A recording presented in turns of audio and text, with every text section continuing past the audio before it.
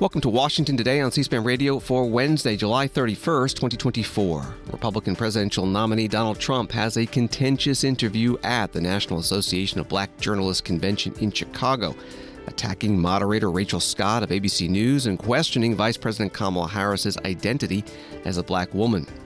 Donald Trump ally Kari Lake wins the Republican primary for the U.S. Senate seat in Arizona. She'll be facing Democratic Congressman Ruben Gallego, who did not have a primary challenger. Federal Reserve is holding interest rates steady, but signaling that inflation is getting closer to its target of 2%, and that could lead to rate cuts. We'll hear from the Federal Reserve Chair Jerome Powell and talk with Politico economics correspondent Victoria Guida. Israel's Prime Minister Benjamin Netanyahu gives a televised speech about Israel's successful strikes against three Iranian proxy groups, Hamas, Hezbollah, and the Houthis, and warns there would be challenging times ahead. He does not mention a strike that killed a Hamas leader in Tehran, Iran, widely believed to have been carried out by Israel. Iran has vowed to retaliate. Biden administration says they do not believe a wider Middle East war is inevitable. And we start with Donald Trump, the Republican presidential nominee at the National Association of Black Journalists Convention in Chicago. An Associated Press article reads, the former president's invitation to address the organization sparked an intense internal debate among NABJ that spilled online.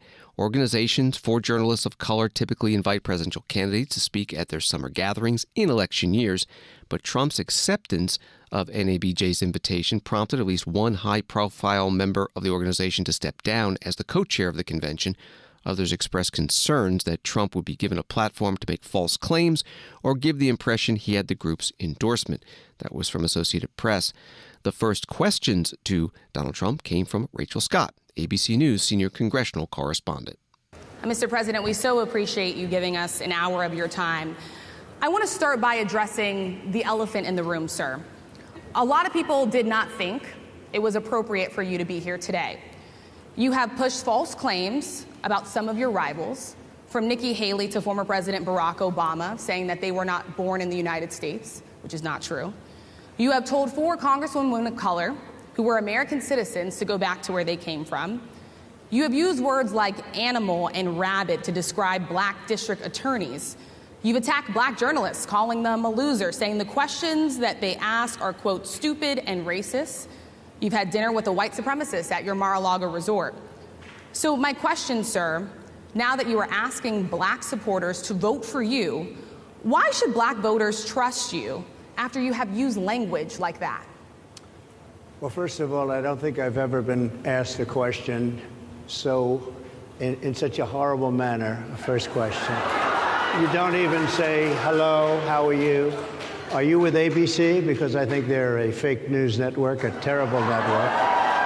And I think it's disgraceful that I came here in good spirit. I love the black population of this country. I've done so much for the black population of this country, including employment, including opportunity zones with Senator Tim Scott of South Carolina, which is one of the greatest programs ever for black workers and black entrepreneurs. I've done so much, and and I say this, historically black colleges and universities were out of money, they were stone cold broke, and I saved them, and I gave them long-term financing, and nobody else was doing it. I think it's a very rude introduction. I don't know exactly why you would do something like that. And let me go a step further. I was invited here, and I was told my opponent, whether it was Biden or Kamala, I was told my opponent was going to be here.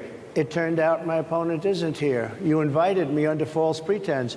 And then you said, you can't do it with Zoom. Well, where's Zoom? She's going to do it with Zoom, and she's not coming. And then you were half an hour late. Just so we understand, I have too much respect for you to be late.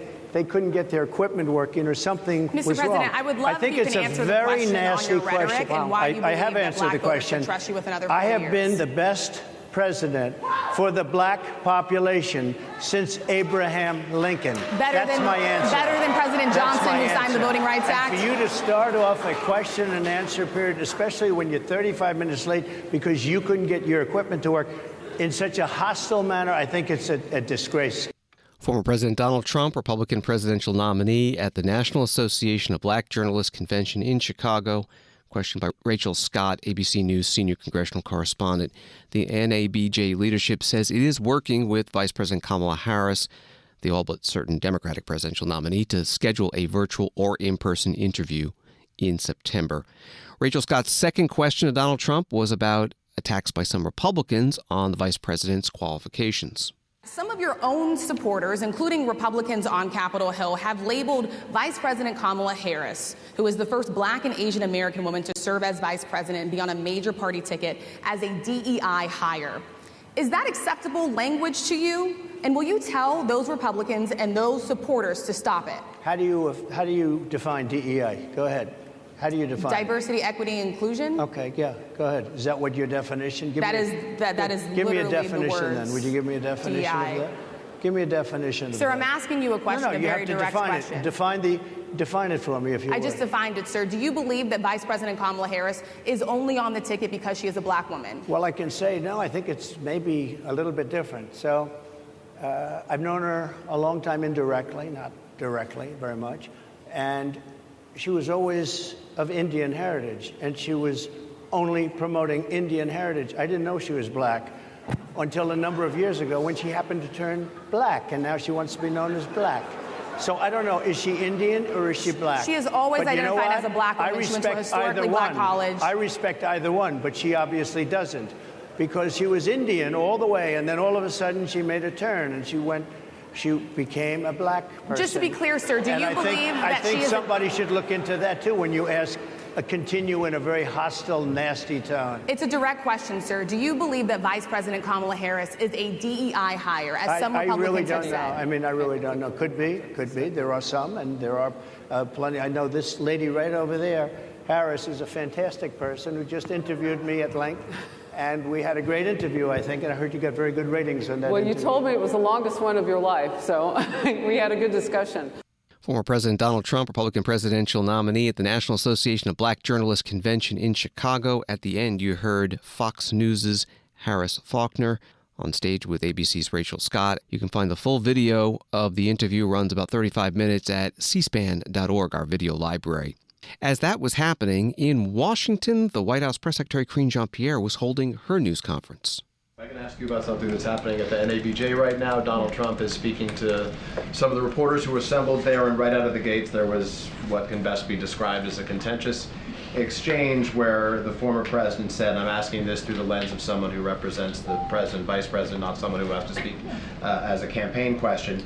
He says of Kamala Harris, the vice president, she was always of Indian heritage and she was only promoting Indian heritage. I didn't know she was Black until a number of years ago, and she happened to turn Black, he said, and now she wants to be known as Black. So I didn't know, is she Indian or is she Black? Wow. She has always, this is unclear, I respect either one, but she obviously doesn't, because she was Indian all the way, and then all of a sudden she made a turn and she went Black. Your response to those comments? He is a candidate, so I'm going to be super careful. Wait, no, hold on. I have more to say. I certainly have more to say. As a person of color, as a Black woman who is in this position that is standing before you at this podium behind this lectern, what he just said, what you just read out to me, is repulsive, it's insulting, and no one has any right to tell someone who they are, how they identify. That is no one's right. It is someone's own decisions. I'll add this. Only she can speak to her experience. Only she can speak to what it's like. She's the only person that can do that. And I think it's insulting for anybody. It doesn't matter if it's a former leader, a former president.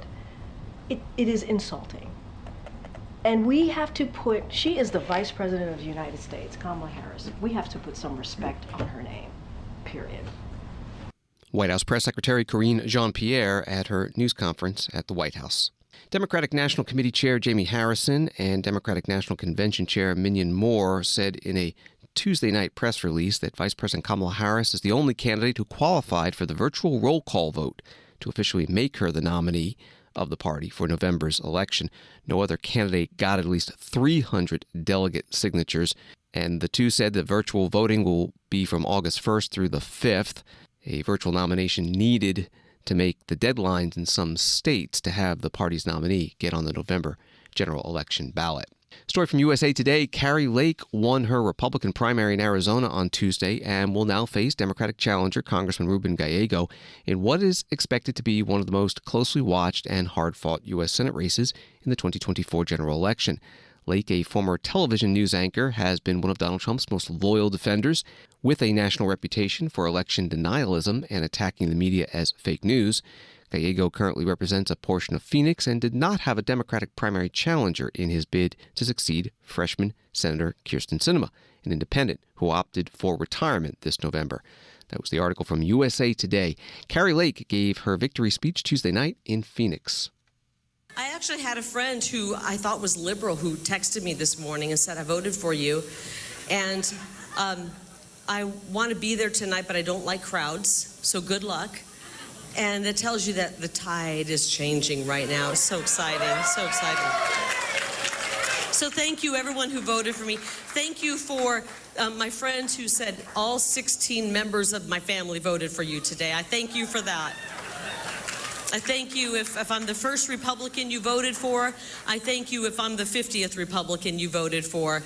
And I also want to talk to the people who didn't vote for me and invite you to join in this amazing America First movement. We invite everybody in, right? Because it's going to take each and every one of us at this moment. We got to come together, people. You know that. I don't need to tell you. Don't start singing. Someone's about ready to start doing a music video over here. We got to come together as Americans.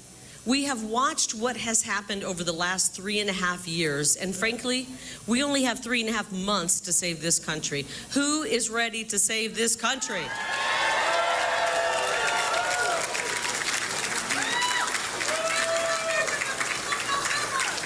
This is an all-hands-on-deck moment, okay? All hands on deck. It's going to take people from all walks of life. It's going to take Trump Republicans. I think we got a room full of them here. It's going to take traditional Republicans. I think we got a few. How many traditional Republicans? Great. We love you. It's going to take conservatives, independents, libertarians, even some disaffected Democrats. How many former Democrats, how many people in here have voted Democrat at least once in their life? There we go. We got a few of them in here. Kari Lake Tuesday night in Phoenix at her watch party after winning the primary to be the Republican nominee for the U.S. Senate seat from Arizona. Her Democratic opponent will be Congressman Ruben Gallego, who won his primary unopposed. He was interviewed on KPNX TV. Did you happen to hear Kari Lake's comments? She plans to court all kinds of conservatives and many Democrats. Why do you believe the odds are against her? Well, because she hasn't been courting them for the last 2 years or 4 years that she's been running. Instead, she keeps reminding them that she doesn't respect their vote. She keeps denying the results of the 2020 election, the 2022 election.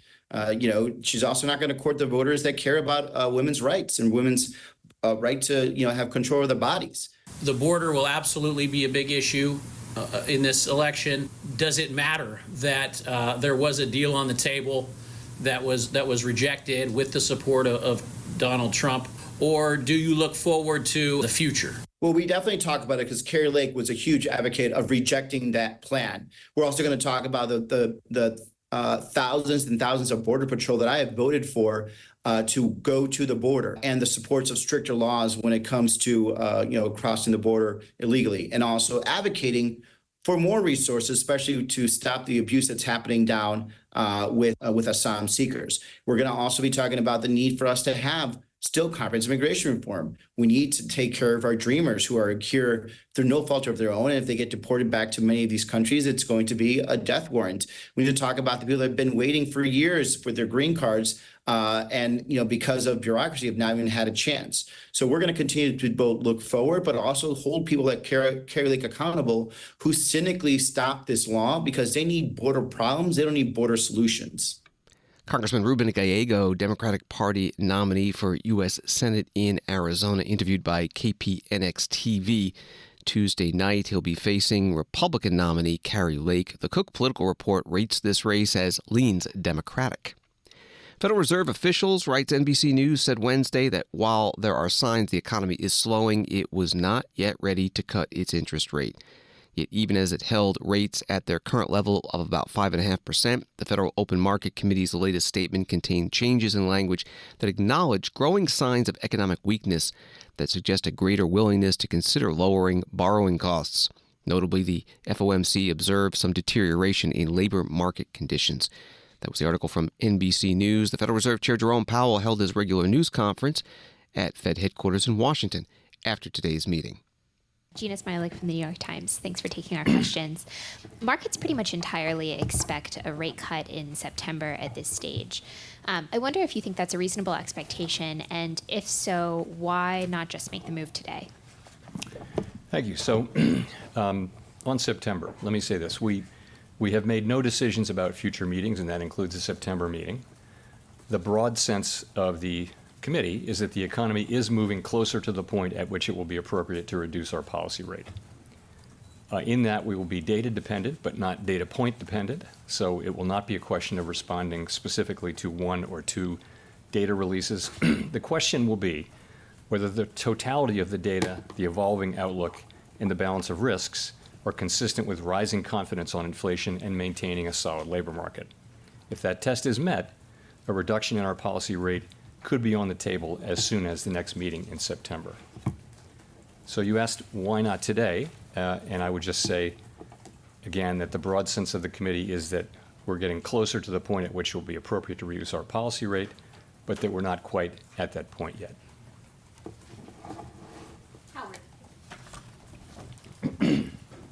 So just to follow up on that a bit, if inflation behaves as you expect between now and September, would you regard a cut in September as sort of the baseline scenario right now?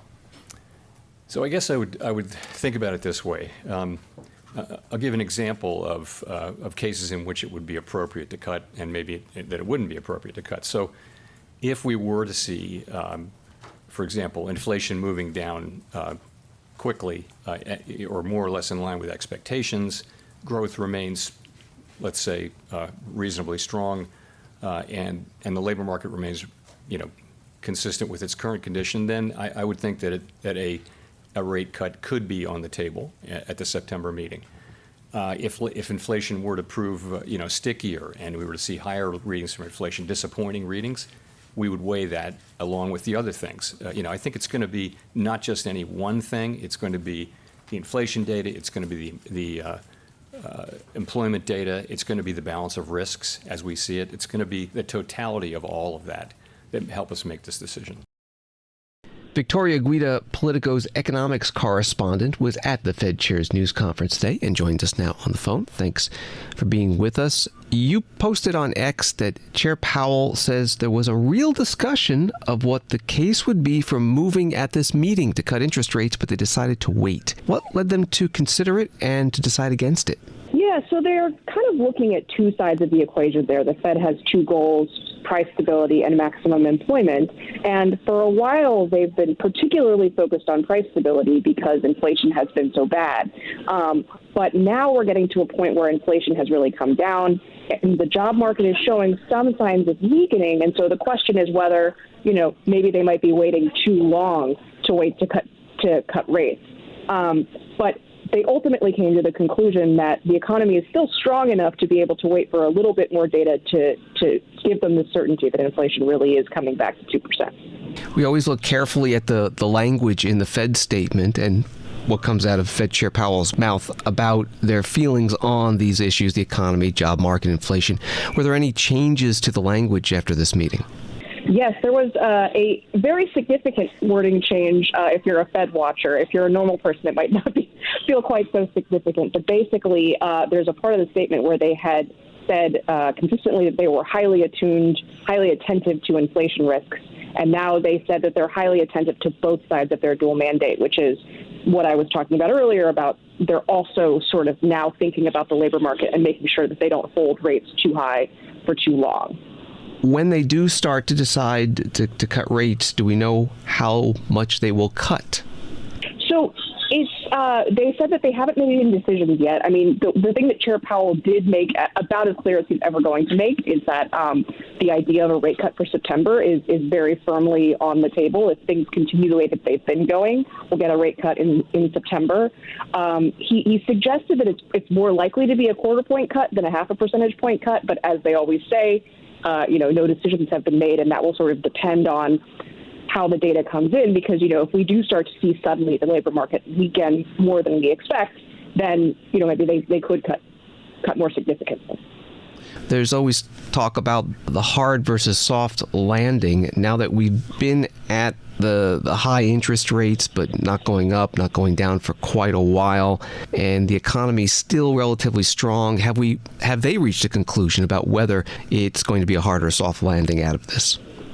Yeah, I mean, so there's always a risk of recession. It's never a zero, especially because you never know when something might unexpectedly break. But Chair Powell did say today that he thought that the chances of a hard landing were low, and that's partially because of what I was talking about, which is that the economy is still growing surprisingly strongly given how high rates have been for a while. And we have started to see the unemployment rate creep up, but that's actually mostly just sort of attrition. Layoffs are at historically low levels, and so that's actually sort of unusual how slowly the unemployment rate has creeped up, even as inflation has cooled.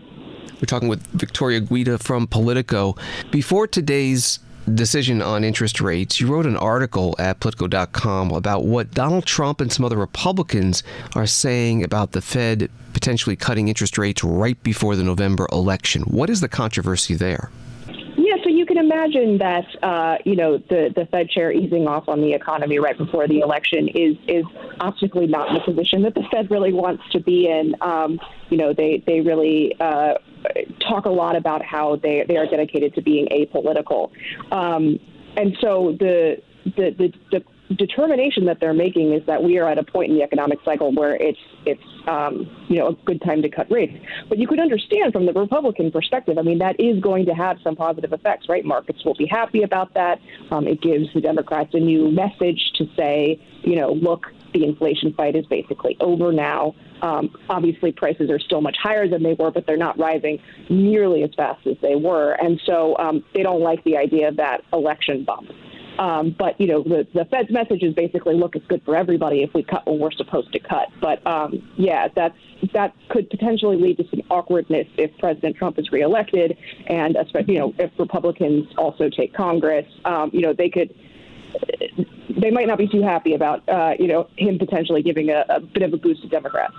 And finally, at today's news conference, was there any question that struck you as, oh, that's different?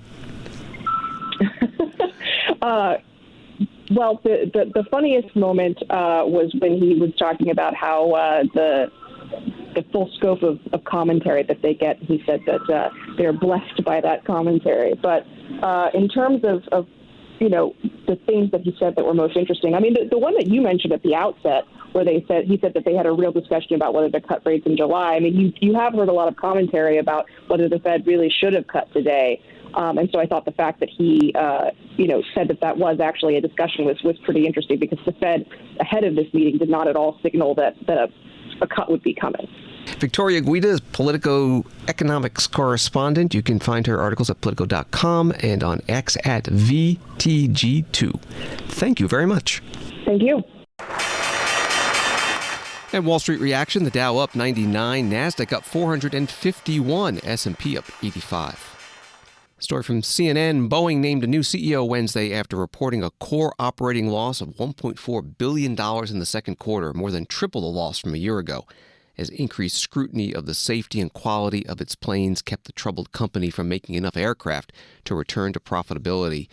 President Joe Biden announced today in a video that the Agriculture Department has made $2 billion in one-time payments to more than 43,000 farmers, ranchers, and forest landowners who experienced past discrimination in farm lending programs at the USDA. For too long, many farmers and ranchers were discriminated against and didn't have their fair access to federal resources and support. I promised to address this issue when I became president. Today, That promise has become a reality. My Inflation Reduction Act is providing tens of thousands of farmers and ranchers support to allow them to keep doing what they love, help them grow the economy, support themselves and their families. That's what we're doing. A Reuters article reads, for decades, black farmers and other underrepresented groups in farming have alleged bias in the agency's farm loan programs. Examples of types of discrimination faced by farmers could include receiving higher interest rates, having a loan approved too late in farming season, or a lack of assistance from loan officers, Agriculture Secretary Tom Vilsack told reporters. The Education Department will be sending an email to Americans with student debt about how some could have some or all of their debt canceled when a proposed rule is finalized. ABC News writes about this. The rule has been in the works as a Plan B ever since President Joe Biden's initial effort to cancel some or all debt for 43 million people was overturned by the Supreme Court last summer. If it's implemented as drafted and survives the expected Republican-led lawsuits, it could give some amount of debt relief to 25 million people on top of the nearly 4.8 million people that have already had their debts canceled under Biden's tenure. That was ABC News. The Senate Majority Leader Chuck Schumer begins a Newsweek article, is forcing a vote in the upper chamber this week on a House bill that would see the child tax credit expanded, but it's unlikely the $79 billion package will be approved. The Tax Relief for American Families and Workers Act received bipartisan support and was approved in the House by a vote of 357 to 70. But experts expect the bill to fail in the Senate. Under the bill, the child tax credit would increase its $1,600 cap to better reflect inflation. There would also be additional tax breaks for businesses that originally were added by Republicans in 2017. That was from Newsweek. Senator Schumer spoke about this today on the Senate floor. Tomorrow, senators will have a chance to take up a bill that in one fell swoop will deliver significant tax relief for Americans' families, for America's businesses, and Americans suffering from natural disasters. All we have to do is come together, both parties, bipartisan, and vote yes to advance the bipartisan tax package. Democrats are ready to get this package done.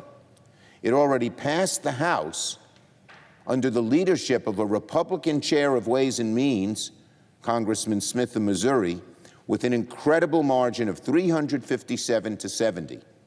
A majority of both parties voted strongly for this bill. Frankly, it's hard to imagine a vote more lopsided than that in this Congress. If we get this bill done, it'll go right to the president's desk. It'll become law. That means families and businesses and parents will see more money coming back to them during this tax season. More Americans will have a little more money in their pocket. 500,000 kids will be lifted out of poverty by expanding the child tax credit. 16 million kids will also see these benefits. And most of those kids are working class, poorer kids. And now that the Senate Democrats and House Republicans are all on board, Senate Democrats, House Republicans, all on board, we're very close to getting this bill done. The only ones standing in the way of enacting tax relief right now are Senate Republicans. Everyone else, even House Republicans, hardly known for their moderation, support this tax bill. The Senate Majority Leader Chuck Schumer today on the Senate floor talking about a procedural vote on this bill scheduled for tomorrow. Senator John Cornyn, Republican from Texas, opposed the bill. If we were to get on the bill, I'm confident the Majority Leader, because there isn't much time, would simply prohibit any real debate and amendment process and then try to jam this bill through the Senate. There are a number of things I would like to see addressed in the bill.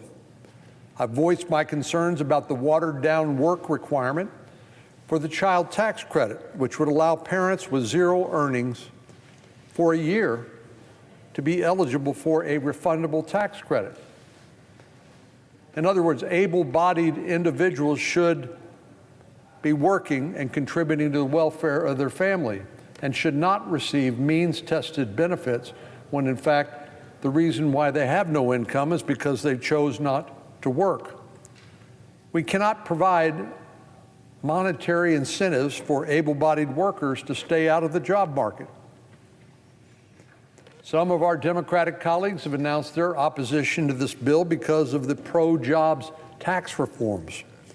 But the bottom line is this. Members of both sides of the aisle oppose this bill for various reasons. And there's one easy way to address those concerns. Move the bill through the committee process where we can shape the bill in both chambers and then bring it to the floor and allow for debate and an open amendment process. We know how to do this. That's the way the Senate should operate, and it's the way it used to operate. Senator John Cornyn, Republican from Texas, on the Senate floor. When that procedural vote takes place on this bill on Thursday, 60 votes will be needed to advance the bill, and that will require at least some Republican support. Washington Today continues in a moment. As fewer people subscribe to cable TV, C-SPAN's funding is threatened. I'm Molly, and we need your support. This summer, with the help of a generous anonymous donor, every dollar we raise will be matched up to $25,000. Your support maintains the unfiltered access you depend on. Visit cspan.org/donate to double your donation and help us reach our $25,000 goal. Thank you. Donate today at cspan.org/donate. Welcome back to Washington Today, available as a podcast wherever you find your podcasts and on the free C-SPAN Now mobile app. An article from Fox News. Israeli Prime Minister Benjamin Netanyahu issued a public video statement on Wednesday speaking of recent significant blows dealt to the Iranian proxies. Netanyahu spoke of Israel's recent targeting of Iran-backed Houthis and a strike against a key Hezbollah commander, Fuad Shukr, who was killed on Tuesday in southern Beirut, Lebanon. The Prime Minister made no mention of the deadly strike on Hamas political leader Ismail Haniyeh, for which Israel has not taken responsibility.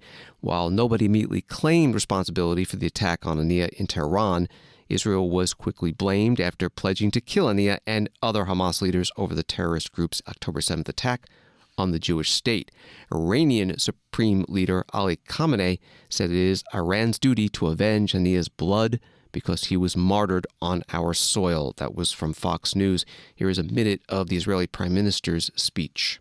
We settled the score with Mohsen, and we will settle the score with anyone else who massacres our children, murders our citizens. Anybody who harms our country will die, will be killed. The citizens of Israel, we are facing some challenging days. Since the strike in Beirut, we've been hearing threats from various directions. We are ready for any scenario, and we will stand together, determined to face any threat. Israel will exert a very heavy price for any aggression against us from any arena. Citizens of Israel, already back in the first days of the war, I said that it will take some time and it will require patience from all of us. And I repeat that today as well. For months now, every week, people tell me, both in and outside of Israel, finish the war, because we've exhausted whatever we can achieve, and it's impossible to win the war. But I did not give in to these voices then, and I do not give in to them today as well.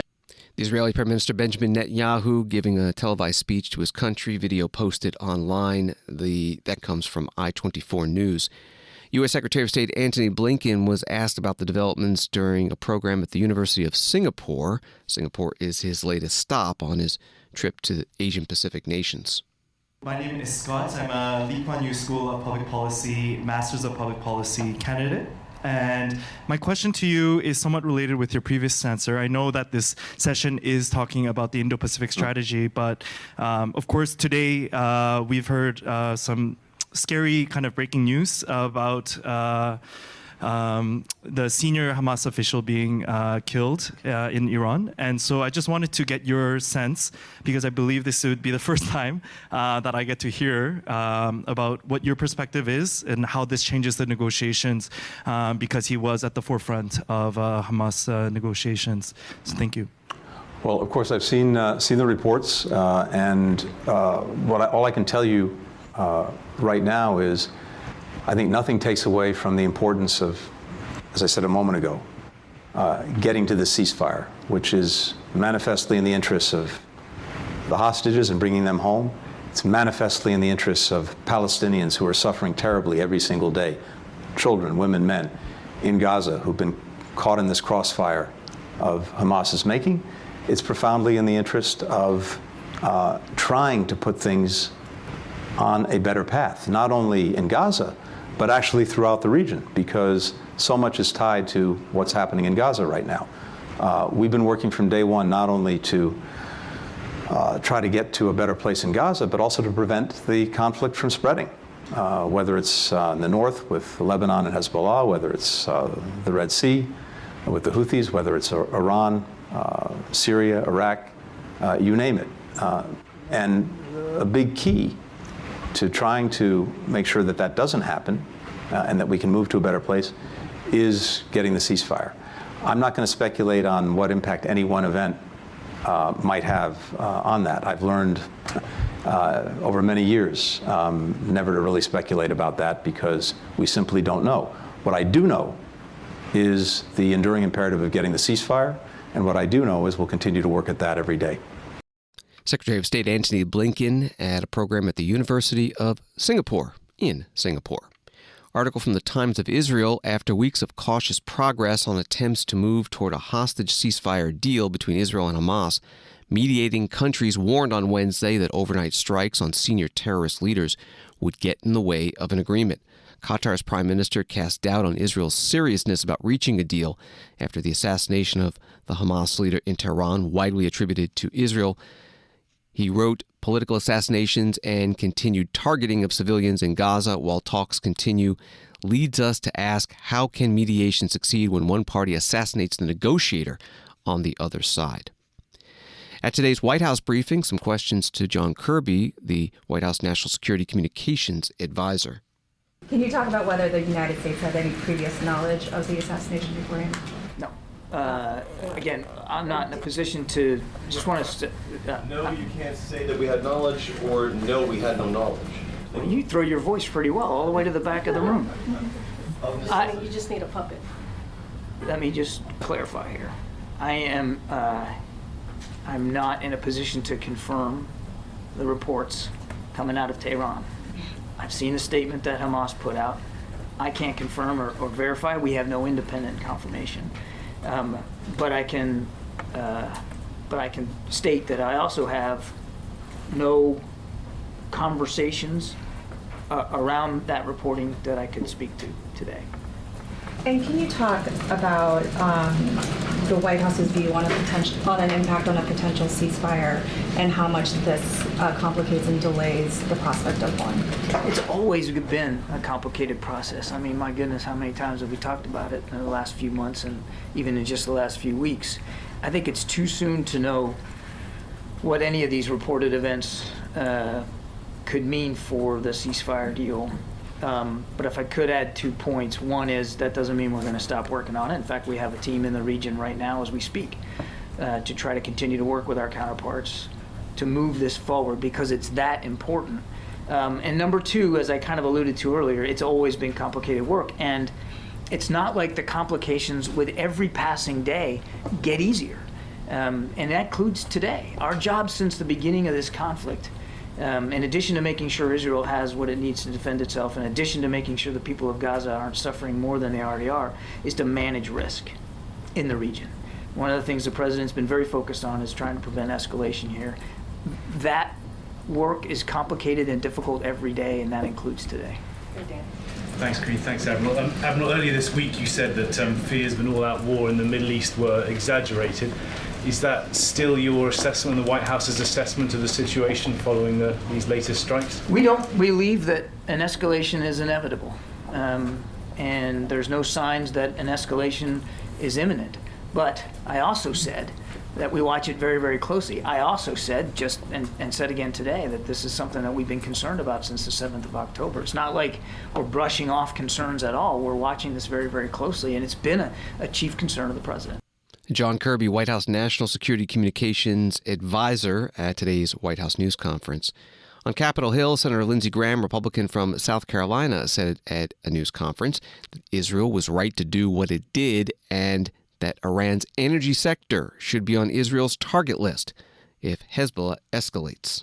Israel is right to hit the leaders and masterminds of terrorism organizations bent on the destruction of the Jewish state anytime, anywhere. It is time to end the charade that the world is playing when it comes to Hamas, Hezbollah, and Iran. They're one and the same.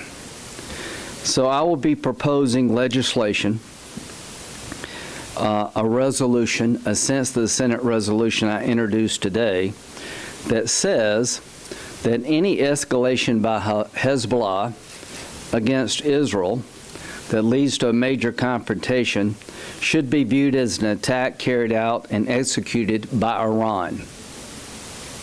During the Cuban Missile Crisis, President Kennedy rightly indicated that an attack emanating from Cuba against the United States would be an attack emanating from the Soviet Union. We would hold the Soviet Union liable for any attack coming from Cuba because Cuba was a proxy of the Soviet Union. That same doctrine, in my view, applies to Iran. What should the target list include?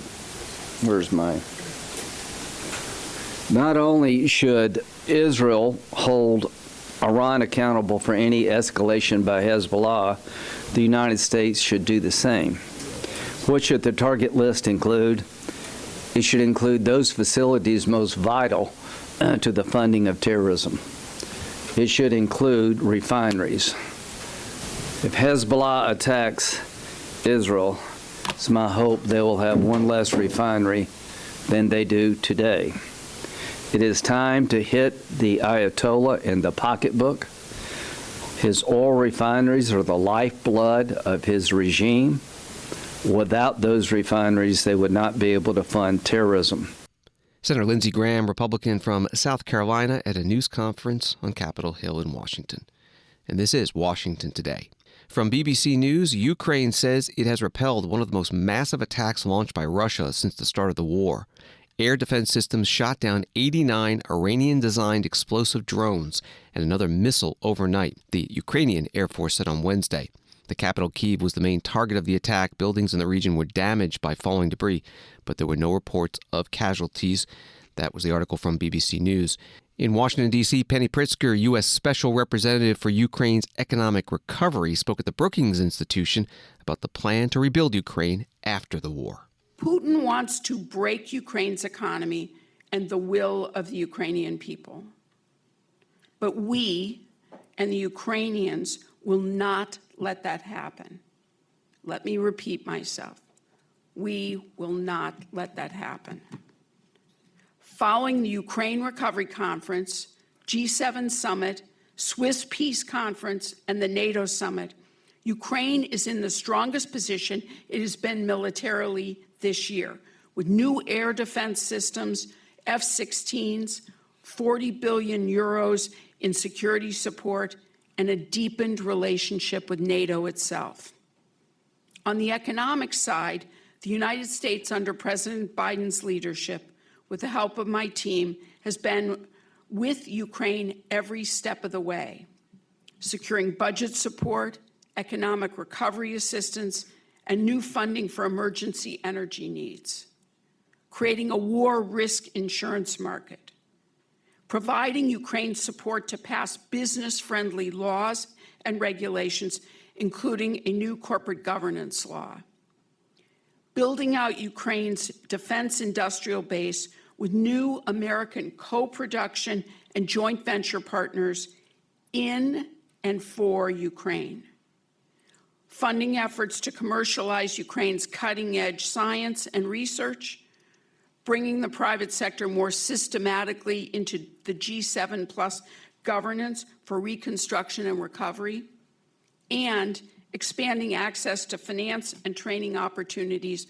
for farmers, artisans, manufacturers, and entrepreneurs, to name just a few.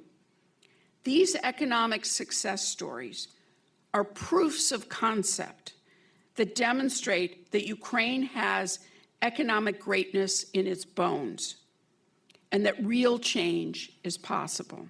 Penny Pritzker, former Commerce Secretary and now U.S. Special Representative for Ukraine's economic recovery at the Brookings Institution in Washington, along with the Ukrainian ambassador to the U.S.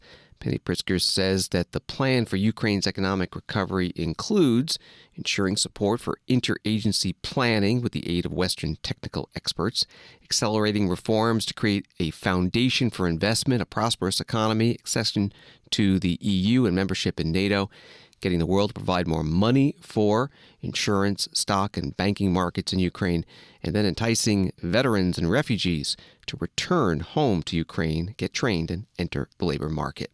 And finally, on Washington Today, after Delaware recently passed a law making Orange Crush the official state cocktail, Maryland cried foul, saying the drink was invented in Ocean City, Maryland. And Tuesday night on Capitol Hill, Senator Chris Coons, Democrat of Delaware, and Senator Ben Cardin, Democrat of Maryland, rolled up their sleeves, started their blenders, and mixed up some drinks. The basics of the cocktail: orange juice, triple sec, vodka, and lemon lime soda. And they let a panel of judges decide. They included Emily Heil, food reporter for the Washington Post, and Jessica Sidman, food editor for Washingtonian. And when it was all done, Maryland won. Here is Senator Ben Cardin celebrating, and Senator Coons not exactly ready to concede. Maryland's honor has been upheld. Yes, indeed. And look, I will note, for those of you looking for a good time this summer, the unanimous consensus of the judges was that the stronger, more orangey, better for you to get fired up with version was delivered by Delaware. but I must tell you, you'll get more for your dollar in Ocean City because we give a much larger drink than Delaware gives. Look, this is all really in good fun, but we take our Orange Crush creation in Ocean City pretty seriously. And look, I go all around the country and they serve me Maryland crab cakes. They're not Maryland crab cakes, but at least they have the dignity of saying they're Maryland crab cakes. So from now on, I would hope Delaware, you could be your state drink, but please call it the Ocean City, Maryland Orange Crush. And we will continue to call it the improved OG Orange Crush. Senator Chris Coons, Democrat from Delaware, and Senator Ben Cardin, Democrat from Maryland, Tuesday night. Also there, the other senators from those states. After the Orange Crush competition, Senator Cardin presented a proclamation from Governor Wes Moore declaring Orange Crush Maryland's official drink of summer 2024. Thanks for listening to Washington Today. Subscribe to C-SPAN's free evening newsletter word for word, and you'll have the stories making headlines in Washington sent to your inbox every day. Sign up at cspan.org/connect. Have a good night.